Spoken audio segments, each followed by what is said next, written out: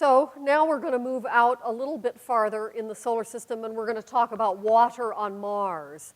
Now, in the moon, you have to work really hard to find water. On Mars, by all appearances, all you have to do is kind of scrape your heel, and underneath you'll find a little ice. There appears to be quite a bit of water on the moon in the form of ice under the surface. It can't exist on the surface because there's very little protective atmosphere.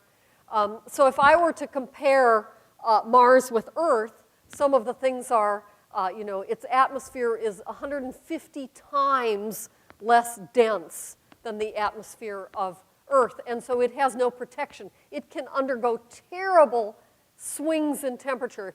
A period about 10 years ago, Mars underwent an average, a global temperature change of 40 degrees in a period of 3 months. If that happened on Earth, it would be an absolute global catastrophe as an average worldwide temperature. But when you have no atmosphere, you have no protection. And they kick up dust storms from the little bit of atmosphere that's there. It can it can trigger much more disastrous impact on the planet. There are poles. In the winter, you get an icy pole up here. In the summer, you get one down here,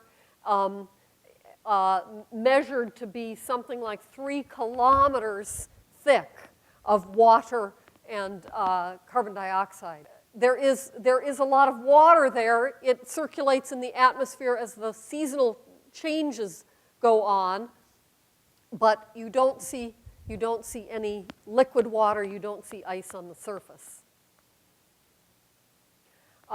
We now have a Mars Global Surveyor that is our favorite trick, orbit a satellite around a planet. And incredibly interesting serendipitous observation. They've started to see new craters. New meteorites are hitting. They crash into the surface, and what do you see? You see white ice, water ice. They can verify it's water because they have spectrographs on board that can analyze what the material is. Here's a case, October 18th. Lots of ice. By January 14th, almost completely evaporated. So there are like 6 different meteorites that have been observed here to have hit Mars, showing that there is ice everywhere right on the surface.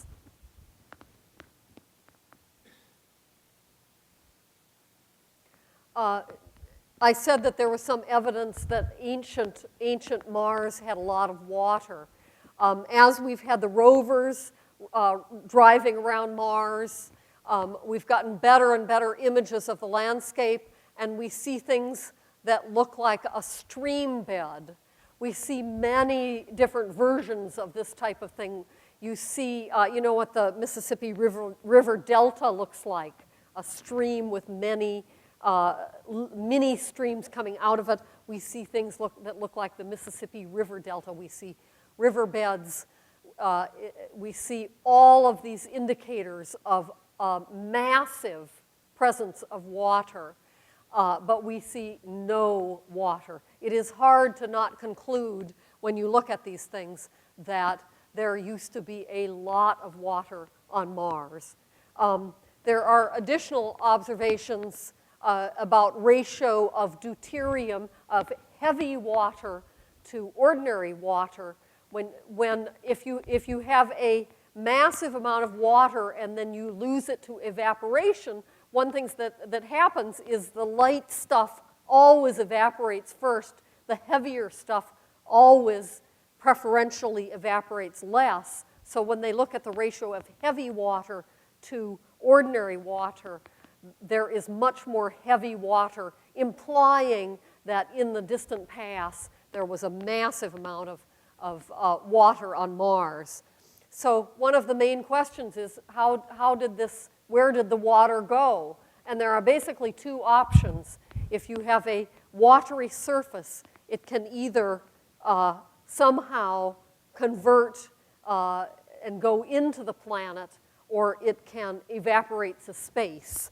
And so this is one of the questions that NASA is going to try to answer through the Mars Atmosphere and Volatile Evolution mission. This is a mission that is going to be managed by Goddard. And what this mission does is it's going to fly in the outer atmosphere of Mars and try to do a very detailed analysis of the molecules and elements on the outer atmosphere to try to conclude, what is happening. Are we, what is the current state of the upper atmosphere and what process controls it? And what is the escape rate at the present epoch?